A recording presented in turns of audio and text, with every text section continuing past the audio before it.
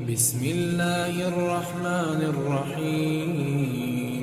Assalamualaikum warahmatullahi wabarakatuh. Nabi Muhammad SAW adalah sosok manusia yang paling dicintai oleh seluruh umatnya. Namun tidak hanya di kalangan umatnya saja, keluarga dan para sahabatnya pun sangat mencintai beliau. Sebagai sahabat yang hidup sezaman dengan Nabi dan menjalani hari-hari bersama Nabi, tentunya sifat dan karakter seorang sahabat Nabi pun tidaklah jauh berbeda dengan akhlak mulia Nabi itu sendiri. Meneladani sosok para sahabat Nabi pastilah sangat baik karena mereka juga dikenal mempunyai suri tauladan yang baik dan patut dicontoh bagi generasi berikutnya terutama umat muslim.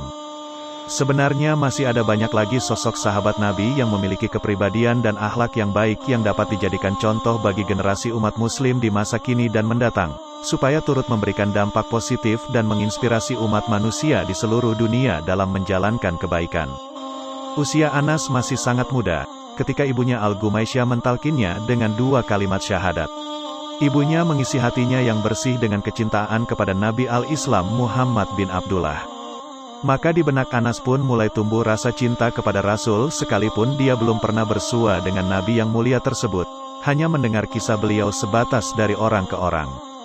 Tidak mengherankan, karena terkadang telinga lebih dulu merindukan sesuatu daripada mata. Betapa seringnya Anas kecil bermimpi bisa berkelana menemui nabinya di Mekah atau beliau bisa datang kepada mereka di Yasrib sehingga dia bisa berbahagia karena bisa melihatnya dengan tentram karena berjumpa dengannya. Angan-angan itu dalam waktu dekat ternyata telah berubah menjadi kenyataan. Yasrib yang membanggakan dan berbahagia mendengar bahwa Nabi dan sahabatnya, Abu Bakar As-Siddiq, sedang dalam perjalanan ke arahnya. Maka keceriaan menaungi setiap rumah dan kebahagiaan menyelimuti semua hati. Mata dan hati bergayut dengan jalan yang penuh berkah, jalan yang membawa langkah Nabi dan sahabatnya ke Yasrib. Anak-anak muda bergumam setiap cahaya pagi bersinar, Muhammad telah datang. Maka Anas bersama anak-anak kecil lainnya berlari-lari hendak menyambutnya, namun dia pun pulang dengan sedih lagi kecewa. Di suatu pagi yang indah yang penuh asa dan keceriaannya yang semerbak, orang-orang Yasrib pun saling berbisik satu sama lain, Muhammad dan sahabatnya telah berjalan mendekati Madinah. Maka orang banyak pun berhamburan ke jalan-jalan yang penuh berkah, jalan yang membawa Nabi petunjuk dan kebaikan kepada mereka.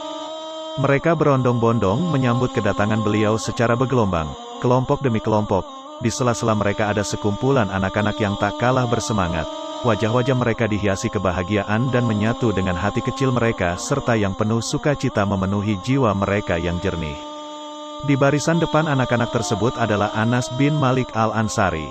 Rasulullah SAW dan sahabatnya Abu Bakar As-Siddiq datang. Keduanya berjalan di antara kumpulan orang-orang dewasa dan anak-anak dalam rombongan yang besar. Adapun kaum wanita dan gadis-gadis remaja yang biasa tinggal di rumah, mereka naik ke atap-atap rumah. Mereka ingin melihat Rasulullah SAW seraya bergumam, "Yang mana dia? Yang mana dia?" Hari itu adalah hari yang tidak terlupakan. Anas bin Malik senantiasa mengingatnya sampai dia berumur 100 tahun lebih. Tidak lama setelah Rasulullah SAW tinggal di Madinah, Al-Gumaisyah binti Milhan datang kepada beliau dengan disertai anak-anak laki-lakinya yang masih kanak-kanak. Anak laki-laki itu berlarian di depan ibunya dengan ujung rambut yang jatuh di keningnya.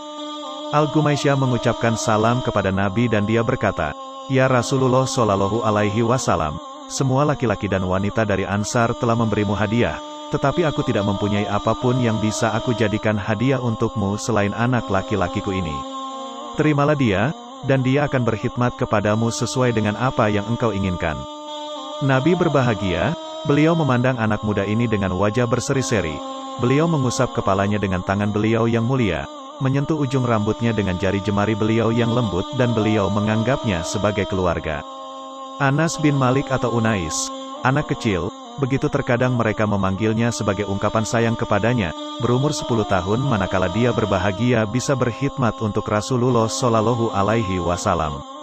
Anas hidup di samping Nabi dan berada di bawah bimbingan beliau sampai Nabi berpulang ke Ar-Rafiq Al-A'la yaitu selama kurang lebih 10 tahun.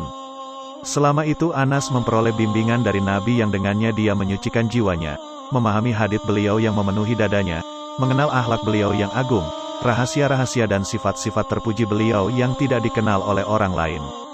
Anas bin Malik mendapatkan perlakuan yang mulia dari Rasulullah SAW yang tidak pernah diperoleh oleh seorang anak dari bapaknya. Mengenyam keluhuran perangai Rasulullah Shallallahu Alaihi Wasallam dan keagungan sifat-sifatnya yang membuat dunia patut untuk iri kepadanya. Biarkanlah Anas sendiri yang menyampaikan sebagian lembaran cemerlang dari perlakuan mulia yang dia dapatkan di bawah naungan seorang nabi yang pemurah dan berhati mulia, karena Anas lebih tahu tentangnya dan lebih berhak untuk menceritakannya. Anas bin Malik berkata, Rasulullah Shallallahu Alaihi Wasallam adalah orang yang paling baik akhlaknya, paling lapang dadanya dan paling besar kasih sayangnya.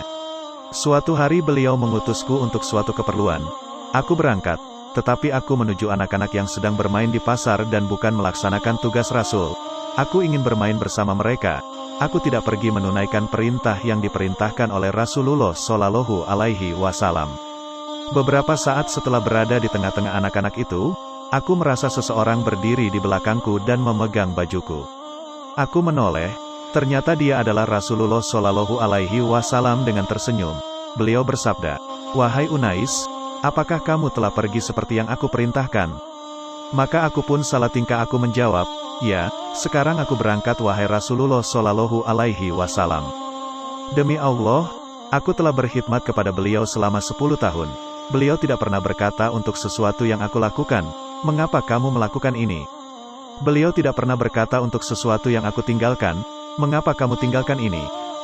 Bila Rasulullah Shallallahu Alaihi Wasallam memanggil Anas, terkadang beliau memanggilnya dengan Unais sebagai ungkapan cinta dan kasih sayang, dan di lain waktu Nabi memanggilnya, "Wahai anakku." Nabi memberikan nasihat-nasihat dan petua-petua beliau yang memenuhi hati dan jiwanya. Di antara nasihat-nasihat itu adalah sabda Nabi kepadanya, "Wahai anakku, jika kamu mampu mendapatkan pagi dan petang sementara hatimu tidak membawa kebencian kepada seseorang, maka lakukanlah. Wahai anakku, sesungguhnya hal itu termasuk sunahku, barang siapa menghidupkan sunahku maka dia mencintaiku. Barang siapa mencintaiku maka berarti dia bersamaku di surga. Wahai anakku, jika kamu masuk kepada keluargamu maka ucapkanlah salam, karena ia merupakan keberkahan bagimu dan keluargamu." Anas bin Malik hidup setelah Rasulullah Shallallahu Alaihi Wasallam wafat selama 80 tahun lebih. Selama itu Anas mengisi dada umat dengan ilmu Rasulullah Shallallahu Alaihi Wasallam yang agung dan menumbuhkan akal pikiran mereka dengan fikih kenabian. Selama itu Anas menghidupkan hati umat dengan petunjuk Nabi yang dia sebarkan di antara para sahabat dan tabi'in, dengan sabda-sabda Rasulullah Shallallahu Alaihi Wasallam yang berharga dan perbuatan-perbuatan beliau yang mulia yang dia tebarkan di antara manusia. Dengan umurnya yang panjang, Anas menjadi rujukan bagi kaum muslimin di masa hidupnya. Mereka bertanya kepada Anas tentang hal itu. Anas pun berkata, "Aku tidak pernah menyangka akan bisa hidup sehingga aku melihat orang-orang seperti kalian yang berdebat dalam perkara telaga Nabi. Sungguh aku telah meninggalkan wanita-wanita tua di belakangku. Setiap dari mereka tidak melakukan salat terkecuali dia memohon kepada Allah agar memberinya minum dari telaga Nabi." Anas bin Malik terus hidup bersama kenangannya dengan Rasulullah Shallallahu Alaihi Wasallam selama kehidupan berlangsung. Dia sangat berbahagia pada hari pertemuannya dengan beliau, sangat bersedih di hari perpisahannya dengan beliau, sangat sering mengulang-ulang sabda beliau. Dia sangat bersungguh-sungguh untuk mengikuti beliau dalam sabda-sabda dan perbuatan-perbuatan beliau, mencintai apa yang beliau cintai, membenci apa yang beliau benci. 2 hari yang paling diingat oleh Anas dalam hidupnya, hari pertama kali pertemuannya dengan Nabi dan hari perpisahannya dengan beliau untuk terakhir kali. Bila Anas teringat hari pertama, maka dia berbahagia dan bersuka cita. Namun jika hari kedua terlintas di benaknya maka dia menangis berduka, membuat orang-orang yang di sekelilingnya ikut menangis. Anas sering berkata, "Sungguh aku telah melihat hari di mana Rasulullah Shallallahu Alaihi Wasallam datang kepada kami dan aku juga melihat hari di mana Rasulullah Shallallahu Alaihi Wasallam meninggalkan kami. Aku tidak melihat 2 hari yang menyerupai keduanya. Hari kedatangan beliau di Madinah, segala sesuatu di sana bercahaya. Tetapi di mana Rasulullah Shallallahu Alaihi Wasallam hampir menghadap kepada Rabia, segala sesuatu terasa gelap gulita. Pandangan terakhirku kepada beliau terjadi di hari Senin, ketika kain penutup kamar beliau dibuka. Aku melihat wajah beliau seperti kertas mushaf. Pada saat itu banyak orang berdiri di belakang. Abu Bakar memberi isyarat kepada mereka agar tetap berada di tempat. Kemudian Rasulullah Shallallahu Alaihi Wasallam wafat di pagi hari itu. Kami tidak pernah melihat suatu pemandangan yang paling kami kagumi daripada wajah beliau manakala kami memasukkan tanah ke kubur beliau. Rasulullah Shallallahu Alaihi Wasallam berdoa untuk Anas bin Malik lebih dari sekali. Di antara doa Nabi untuknya, "Ya Allah, limpahkanlah harta dan anak kepadanya, berkahilah dia padanya." Allah Ta'ala mengabulkan doa Nabi. Anas menjadi orang Ansar yang paling banyak hartanya, paling banyak keturunannya, sampai-sampai dia melihat anak-anak dan keturunannya melebihi angka 100. Allah Ta'ala memberkahi umurnya sehingga dia hidup selama 103 tahun. Anas sangat berharap mendapatkan syafaat Nabi di hari kiamat. Anas sering berkata, "Sesungguhnya aku berharap bisa bertemu Rasulullah Shallallahu Alaihi Wasallam di hari kiamat." Lalu aku berkata kepada beliau, "Aku adalah pelayan kecilmu, Unais." Ketika Anas sakit, sebelum wafatnya, dia berkata kepada keluarganya, "Talkinlah aku dengan la ilaha illallah, Muhammadur Rasulullah." Maka Anas senantiasa mengucapkannya sampai dia meninggal. Anas mewasiatkan agar mengubur tongkat kecil milik Rasulullah Shallallahu Alaihi Wasallam bersamanya. Maka tongkat itu diletakkan di sampingnya. Selamat untuk Anas bin Malik al-Ansari yang telah mendapatkan limpahan kebaikan dari Allah. Dia hidup dalam bimbingan Rasulullah Shallallahu Alaihi Wasallam yang agung selama 10 tahun sempurna. Dia adalah orang ketiga setelah Abu Hurairah dan Abdullah bin Umar dalam meriwayatkan hadits dari Rasulullah Shallallahu Alaihi Wasallam. Semoga Allah membalasnya dan membalas ibunya atas apa yang dia berikan untuk Islam dan kaum muslimin dengan sebaik-baiknya balasan. Terima kasih yang sudah menonton video-video kami, semoga dapat terhibur dan menambah wawasan kalian.